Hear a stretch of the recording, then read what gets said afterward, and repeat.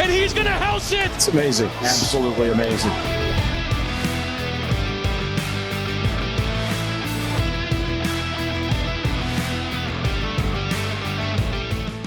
What's going on, everybody, and welcome to another Angle of Pursuit podcast, your fantasy football, sports betting, and NASCAR home. I am your host, Kyle Robert. You follow me on Twitter at NotoriousKRO. With me to recap all that was the Ambetter 301 and get you set for the M&M's Fan Appreciation 400. It's Brian Twining. What's up, Brian? Hey, Kyle. Yeah, it's pretty exciting getting a race that's named as it is, the M&M's Fan Appreciation 400. Yeah. And we get news this week that the guy who drives the M&M's car may not be driving with JGR after all after this season. Like, it couldn't have worked out any better coming into this weekend. Yeah, it's pretty interesting that they've been getting deals done with their other drivers and they're still dragging his out. I wonder if he has like a new home in mind and he's just like, nah, we'll announce it at the end of the year. I don't want to deal with it now. I've seen a few interesting theories about where he's going to be driving next year. Pray tell, 2311 perhaps? There was somebody who had thrown around the idea that he actually drives for Tyler Reddick in the 8 RCR car next year, while Reddick actually drives the 18 Joe Gibbs car, waiting for the year of Ty Gibbs to get called up. So when Reddick transfers to 2311 in 2 years, Ty Gibbs just takes over the 18. Wow. Yeah. So many moving pieces. That makes sense. But we'll see. I mean, obviously Kyle Busch still has a lot of life left in him. So it looks like a really good driver. So yeah, I'm sure there won't be an issue of him where he's sitting, just a matter of what car he's going to be in. But exactly. we'll let that play out. We also got word that the Chicago City race will be happening this year or next year in 2023. And will replace Road America on the schedule, which is kind of interesting. Road America was good to us, so I don't know that I want to replace it, but should be interesting. Should be a fun race. I have a friend who lives in Chicago. If he's still living there at the time, I might have to take a little flight and check that out because it sounds pretty sweet. But I do have, I'm curious to see how they set it up. But what are your thoughts on the city race before we dive into all that was last week and all that was going forward? I mean, it's going to just bring more excitement to the sport, driving in the middle of Chicago. And like you, my company I work for, BetSperts, they're stationed in Chicago. So there's plenty of those guys live out there. So I have already thrown out the idea to them, like work trip. So that would be pretty cool to go out there and see that. That would be amazing. Maybe we could even sync it up, do a little podcast meetup. I don't know. We could figure out a whole bunch of stuff to do. So that is exciting. Speaking of exciting, Brian, I have some good news. I have some bad news. Is it exciting? I will actually be in San Diego this weekend, in Brian's neck of the woods, which means no podcast on Sunday. Sorry about that, but I have some good news. We are going to do the Christopher Bell mini helmet giveaway signed by Christopher Bell. This thing is sweet. It where is comes with a little seal, the certificate of authenticity, pristine Christopher Bell exclusive. It is signed. Christopher Bell wins the Ambetter 301. We did our Atlanta recap, Brian. I verbatim said, I am not betting Christopher Bell on the outrights anymore. I can't trust this guy. He's got issues. His wheels fall off. And what does he do literally the next race? He wins the damn thing. I was in a state of, I didn't even know how to react. Like, I was excited that Christopher Bell, the guy that we have been talking up all season, finally got a win. But at the same time, I was almost more distraught at the fact that we have stopped betting him on outrights, and he finally gets to the front of the pack and absolutely dominates on one of the weeks that we didn't really bet him at all. Yeah. So he got the win. We weren't on it because, we're geniuses over here. But you guys get to be the benefactor. So in the comments below, put hashtag Bell wins. And that will get you entered to win this beautiful thing. Make sure you're subscribed to the channel. Hit the thumbs up notification. And then next week on this episode, we'll run the giveaway live. We'll see who wins. Try and put either like a Twitter handle or an email or something so I can know how to contact you. Or if I mention that you win next week and there's nothing there, you can come follow me on Twitter at NotoriousKRO. Give me your address. I'll get it shipped out to you. And yeah, I'm ready to give this thing away. I've been holding on to it long enough, and the fine people that are listening to our shows deserve a little thank you. So drop hashtag Bell wins, all one word. We'll do the giveaway next week, and one of you lucky listeners will be walking or having it delivered to your house. So without further ado, Brian, let's jump in. Let's recap all that was, and then we'll get into the M&M's Fan Appreciation 400. So mixed bag of results for me. Obviously, Larson didn't win. Larson, I don't know, like he kind of felt like he was stuck in the mud a little bit. Like I felt like he was there, but not really. I don't know. And then Tyler Reddick, kind of a rough day. And then don't even get me started on Alex Bowman. I go in on this guy. I have so many. I have top 10 bets. I have head-to-head bets. I have a few different things, and he finished like 5 laps. And it gets even more gross when we head over to DFS and check that out. But so that wasn't great. Some rough goes of it on the head-to-heads, but there is some green. Suarez over Briscoe, like that, minus 105. Hit a nice little outright or a little matchup there. I hit Kyle Busch over Ryan Blaney, which was my best bet. We talked to Chris Wormy. We got a lot of good info out of him. Yes. If you liked seeing him, let us know down in the comments. We can definitely work to get him back on. But Busch over Blaney at plus money. Yes, please. I'll take that all day. Kevin Harvick, top Ford. We talked a lot about Kevin Harvick. Didn't win the race, but was top Ford plus 340. That was a nice little hit. And he ran incredibly well too, Harvick, for the majority of the race. Yep. Felt pretty good about him most of the time. Actually had an outright on my personal card.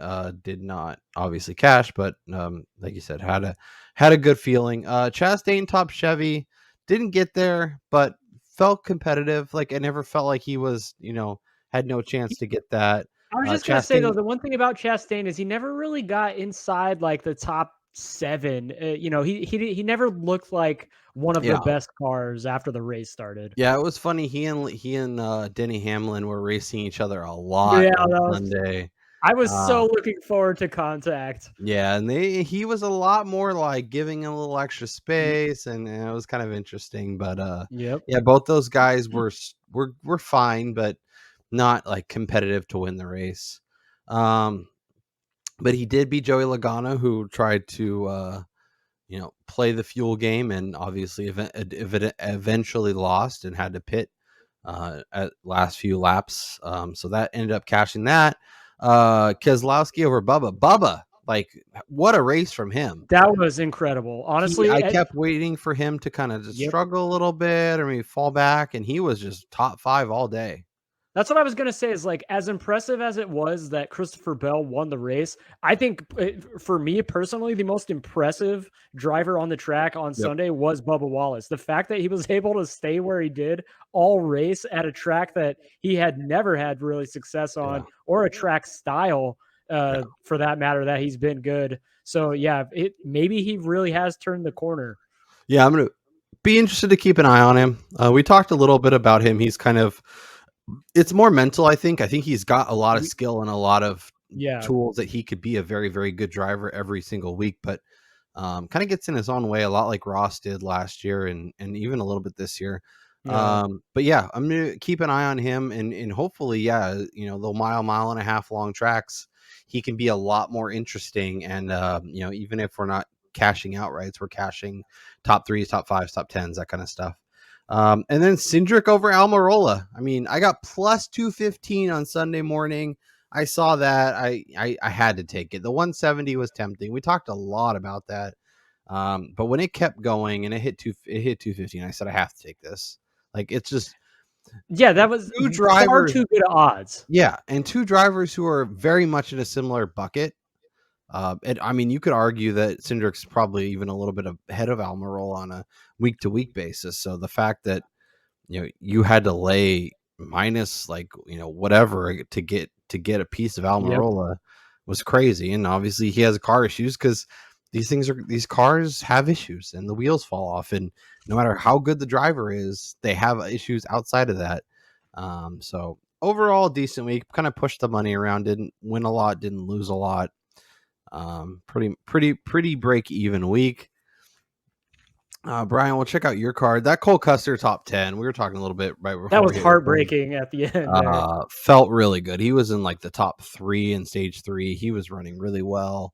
Obviously, but just like Logano, though, he was on that fuel. He had taken the risk with fuel, hoping to get a caution late in the race. And I mean, they ran it was like 70 laps consecutively without a yellow, which was ridiculous, especially after seeing the way the Xfinity race turned out towards the end. That we did not get a yellow for that amount of time. Yeah, and it's because we didn't have Christopher Bell outrights. If we had Bell outrights, we would have gotten a yellow right before the end, and he would have finished like 3rd. So yeah, that was a little bit of a heartbreak, but a decent week for you. Chastain over Logano, like I had. Good move. Tyler Reddick was a little frustrating. Yeah, he did not have it. I expected a much better race from him, and it was not there. And maybe the off the track stuff impacted him a little bit more than we kind of expected. Chastain over Hamlin was a nice call on your part, plus money, and then Cindric over Almirola. I mean, plus 215. Like, how do you not jump on that? Any matchup, that's a good value. It's something to throw a little bit. Unless it's like Denny Hamlin versus BJ McLeod, I'm probably going to be in. So decent week. A lot of money pushing here, there, and everywhere. We'll head over to DraftKings. Frustrating week because we were on some good stuff. Obviously, the Busch brothers, but even Kyle. Like, I never felt like he was he had moments where he was running higher and looking pretty good, but only finished 12th. Not ideal. Kurt had a better week. Austin Dillon ended up paying off a little bit for us.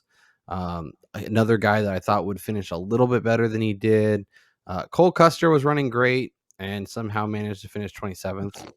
And then Alex Bowman. So it was just kind of, when you lose a driver after only 4 laps, that's kind of, that's not what you're looking for. No. And then we'll flip over to my best lineup where I did have Christopher Bell, also had Chastain, Kyle Busch, Kevin Harvick, Harrison Burton. That's what did it right there, folks. Kyle rostered Ty Dillon, the guy who took out Alex Bowman. Yep. Yeah, I had to roster both of them so they could really get me. So, not a great week over on DraftKings, but it was fine. So I'm not gonna, I don't expect to cash every single week, but as long as my bankroll doesn't go to 0, I'll be happy. Exactly. Let's take a look at this week's odds. Let's get some thoughts out there, and we'll start as we always do with the outrights. We got Kyle Busch, we got Denny Hamlin, we got Chase Elliott, who once again runs another phenomenal race and is right there at the end. Kyle Larson, Martin Truex. We'll stay, inside this chunk. Which name or names are kind of jumping out to you in this range? You got to go there again. Chase Elliott. He's been probably the best and most consistent guy over the last handful of races. Yep. He was in the lead here last week at New Hampshire for a lot of the laps.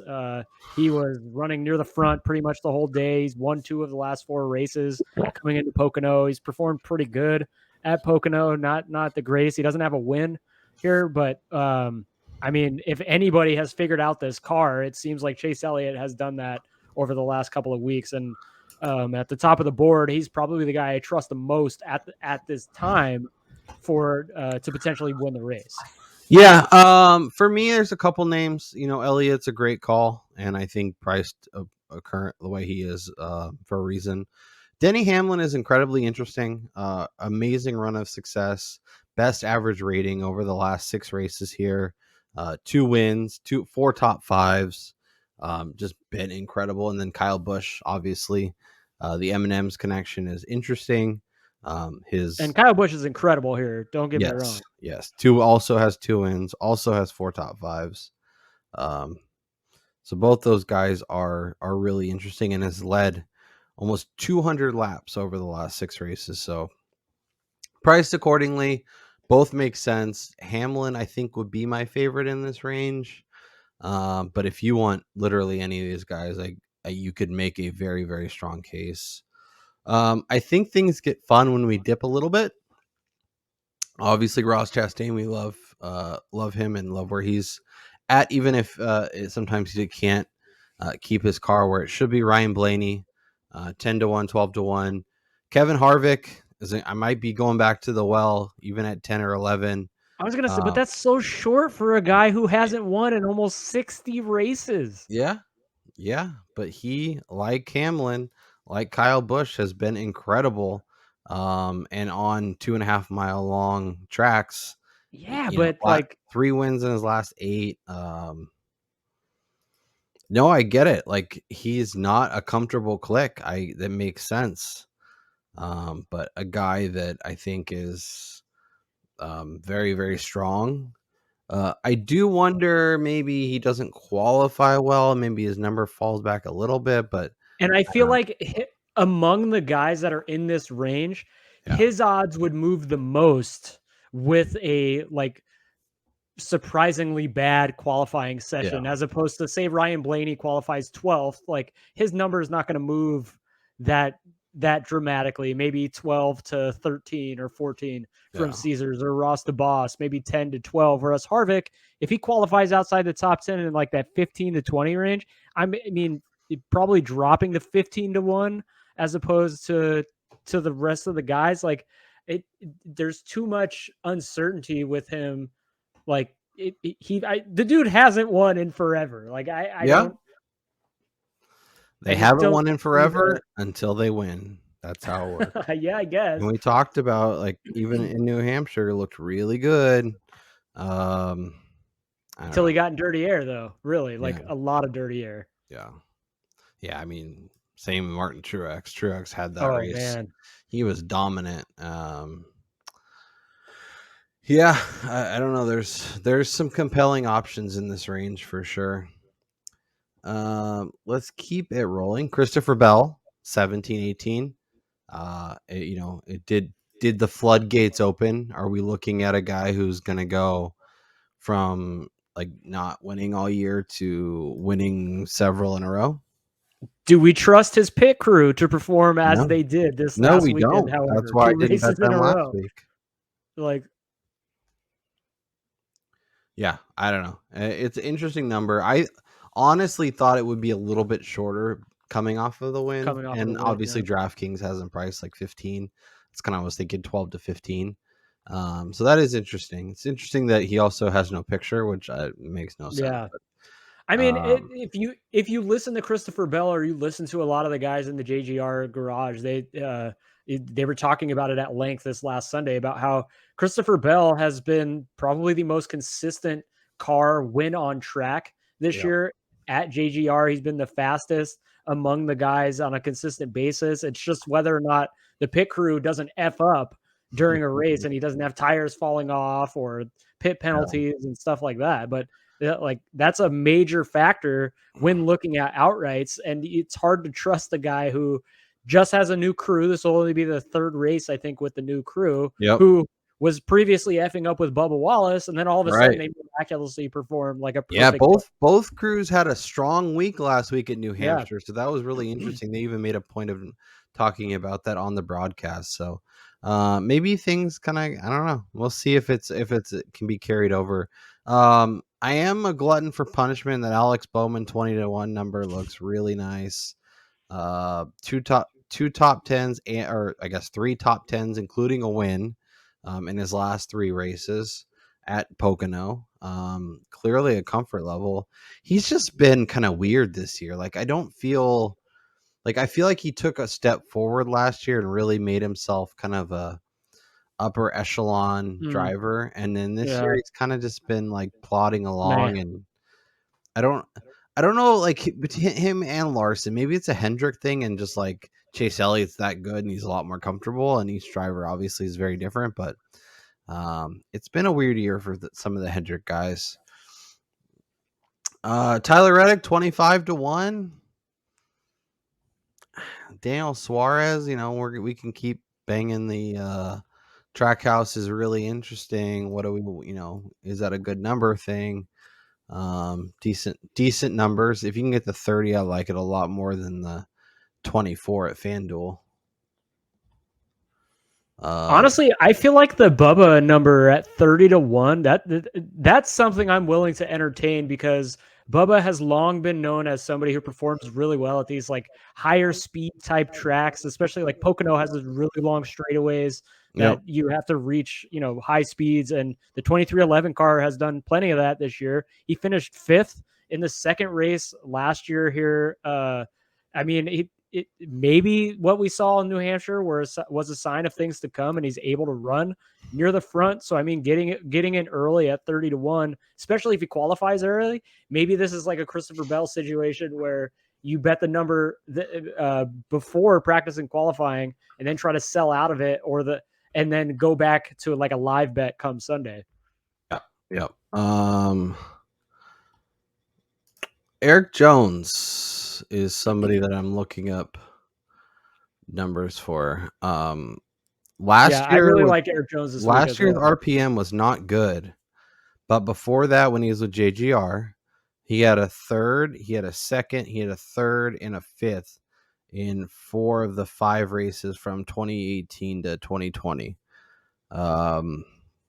He's a compelling option. Maybe we should be looking at top 3s and top 5s with him, especially when you can get a 75-1. But I mean, these numbers are interesting. Like a 75-1, even if it's just like a quarter unit, might be worth a sprinkle. Well, and then also too, it's important to note that among the tracks that are the most similar, like these new cars have only run at Auto Club, and Eric Jones started second, led 18 laps, finished third, and had the overall top speed ranking at that track earlier this year. So, I mean, Eric Jones is also another guy in the Bubba Wallace mold, where at super speedways or higher speed type tracks, he's always a sleeper. So, I mean, 75-1 for somebody who can potentially get up to there is, like you said, a quarter unit, maybe even a tenth of a unit, just to do a little sprinkle there. It is going on the betting card. that is all I needed to hear. I, like you said, small bet, but I will look at the top 3s and top 5s. That's probably where I will get my full action. But yeah, 75-1 is a number I can't pass up. So I will take my piece there and move along. Anything a little deeper that you want to make sure we hit on before we move to that top 10 market, potentially top 5 or top 3? I mean, I honestly, I think Eric Jones is like the furthest down the board that I'd be comfortable going on an outright. I mean, Dylan, he's always somebody who can pop somewhere at 100-1, but I mean, it's just too, even as enticing as the number is, I just don't think that he's capable of putting together that kind of performance. I agree. Let's move along. Let's talk top 10 market and see if we can't find some values. We'll look, obviously we'll have to dive down, but I think we can find some fun values. Like, I mean, Tyler Reddick at -105, that's kind of fun. Bubba, if you're in on Bubba, +120 to top 10. Oh, going on the card. Daniel Suarez +120 to top 10. Almirola +155 to top 10. Let's see. Brad K, Austin Cindric. We didn't really talk about him. Eric Jones, top 10, 2-1. 2-1 on the card. Going on the card. 2-1 to top. I am tailing you there, my friend. Let's do it. Let's do it. Yeah, I think that is a number that makes a hell of a lot of sense. Yes. And as I mentioned, Brian and I won't be recording but on Saturday night, but we will be tweeting it out. Any additional picks we add to the card, as well as we'll build a DraftKings lineup and post it out there so you guys can see some of the drivers we are on. So make sure you're following at Notorious KRO, at Greasy Rules 14, and at FPAOP on Twitter, so we can get those to you on Sunday morning. We will try and get you as much information as we possibly can prior to Pocono going green. Man, why do I hate myself, Brian? That Brad Keselowski number looks real Don't nice. do it. So Don't do it. It's so bad. Byron, man, I wish that was a little bit better. I'm gonna look at the Because top. think about it. Keselowski ran great. And then he Keselowski'd his way out of the And race. then he Keselowski'd himself. Like there's just something about him this season that is preventing him from doing anything good. Bubba Wall is 4-1 to top 5. That's kind of fun. I do like that number. Byron plus 170 to top 5. Is that a good enough number to take? Because he's got good history here. He's kind of been up and down. I'm actually going to add that to the card. Okay. Let me so he only has 5 top 10s on the season, which it kind of sounds surprising when you consider the fact that he's won 2 races. Yeah. But 4 of his 5 top 10s were all top 5s, with those 2 wins and then 2 others being inside the top 5. So if he finishes really good, he's finishing inside the top 5 and potentially even winning the race. So he might be somebody that I actually go back and add a little bit on an outright with piggybacking on the top 5 market, knowing that that's kind of his range of finishing is like top 5, a win or below, outside the top 10. Ryan Blaney and Kevin Harvick to top 5 plus 140. That's kind of fun. I'm gonna try and find some Harvick piece. I don't know what it's gonna be yet, but I'm looking. Plus money. I wouldn't mind going really heavy on like a Harvick top 10. Yeah, that might be the move. I mean, even if you're laying, two units to win 1, the guy has been so consistent at these kinds of tracks. Yeah, you can get plus 350 on Byron to top 3. That's more than double. Yeah, that might be. I'm gonna add that because, like you said, if he does well, he usually does really well, or he does terrible. Yeah, exactly. There hasn't been a lot of in between. So Byron top 3 plus 350. Let me just say again though. So Pocono, like last week in New Hampshire, Chevrolet has not been good historically here in terms of winning races. Lovely. I mean, it's been let me see here. They've won once in the last 11 Pocono races. That doesn't seem ideal. And it was Alex Bowman last year during the Saturday race. Yeah, that doesn't seem ideal. I'm trying to pull up some William Byron 2022 stats. What did he do at California this year? He finished 34th, but he was one of the better cars on track all day. Yeah, he was 3rd in stage 1, 9th in stage 2. Had a pretty solid day. I think he was like a top 5 fastest car in total speed ranking at the track. He led 16 laps. So it's not like he wasn't good. He just wound up getting wrecked. Yeah, he just found a way to Brad Keselowski's way out of the race. Let's see what kind of head-to-heads we can get. Oh, we don't have those yet. So we will head over to DraftKings and we will go to driver props and we will see what we can find. So Bowman versus Logano. I appreciate DraftKings if you're listening, putting out these numbers. I think it's really nice that you have so much variety and options for us. Very, very fun. This is kind of fun. Always fun to fade Joey Logano. Austin Dillon versus Keselowski. Kyle Larson. I'm gonna add that just for fun. So I can root against Brad Keselowski. I'm gonna take the plus another money reason to root against Brad Keselowski. Christopher Bell plus money versus Kevin Harvick. That's another thing you can look at. I like Harvick though, so I'm not touching that. Fade Briscoe week continue. I don't know. We'll see. Here we go. Eric Jones plus 100 over Eric Almirola. Really? Eric on Eric Crime. Yep. But we can't. Our cards are going to be too similar. It's fine. We can lose money together. All right. We can't. I am a little nervous going this heavy on Eric Jones just because he's Eric Jones, and typically when I do this, things don't go well for him, and then subsequently for us. But that's okay. Yeah. Chase Elliott being a dog to Kyle Busch. If you like him as the guy, you can get a little value there. Kyle Busch has been too strong. Yeah, he really has. Fade him at that point. Though. If you're gonna go in like a head-to-head, you might as well just take the outright or the top three. Yeah, if you can't get a bigger payday. Byron versus Chastain's kind of fun, but you mentioned Hendrick cars at this track, just not the greatest. Not a lot of head-to-heads that are compelling. Any head-to-heads jumping out for you? I mean, it is interesting pitting all the Toyotas against each other, like Denny Hamlin versus Kyle Busch. Yeah.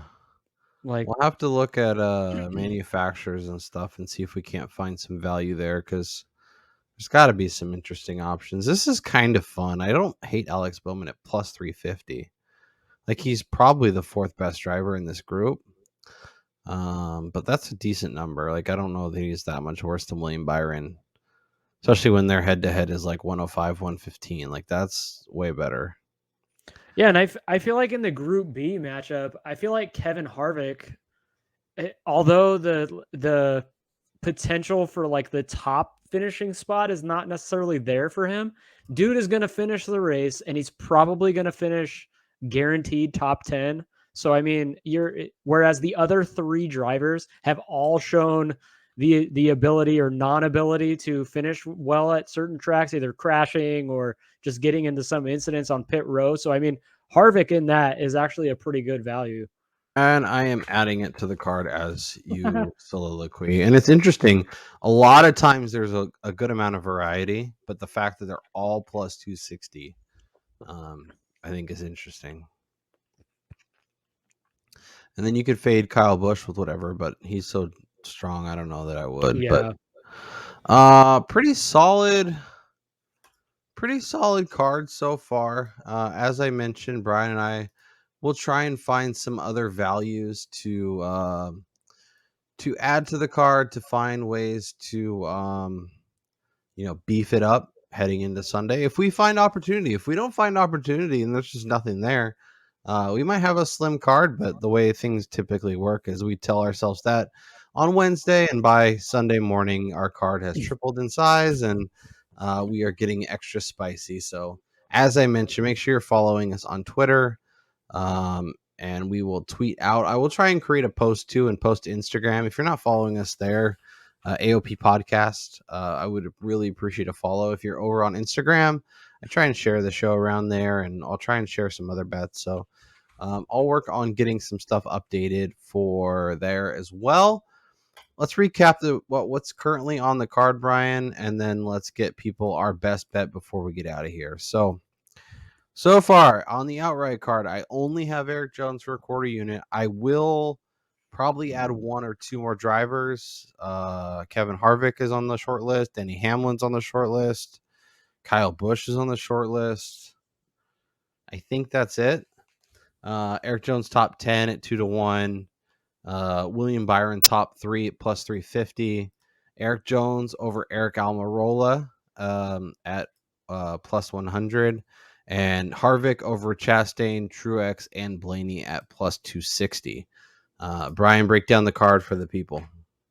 So I got Bubba Wallace outright at 30-1, just for a quarter unit, small little investment there. I added the William Byron outright at 12-1 for a half a unit. Like I said, he's either going to finish inside the top 5 or outside the top 15 in all likelihood. The top 10 market got Bubba Wallace and Eric Jones. Going back to the well with William Byron for that top 5 finish. And then my 2 matchups are Austin Dillon over Brad K, just because I dislike Brad Keselowski, and tailing Kyle here, Eric Jones over Almirola at plus money. I like it. I like it a lot. With that being said, what is your best bet for the M&M's Fan Appreciation 400? This is probably going to come back to bite me in the ass, as you can never tell how good he's actually going to be. But Bubba Wallace, the top 10, plus 120. He's been driving so well lately. I have faith that he can continue to improve. So I'm going in on there with a 3 units. I'm going to follow suit and take a top 10. I'm glad you didn't take my top 10. And I am going to take Eric Jones. I will also go 3 units. Plus 200 is just crazy for a driver who's been as strong and productive as he has at this track and at this style in the new car. So I think it makes a lot of sense. I'm happy to get there. I like your Bubba call too. Also, as a reminder, hashtag Bell wins. Get this mailed to you if you are the winner. We will run the giveaway next week. So make sure you put a comment down. Make sure you are subscribed to the channel. Make sure you hit the thumbs up button and leave us a way of contacting you, whether it's Twitter or whether it's email, or I can if you don't want to do that, that's fine too. Just make sure you follow me on Twitter and let me know when you win, and I can get it shipped out to you. That's Brian Twining. I'm Kyle Robert. You guys enjoy the race, and we'll talk to you next time.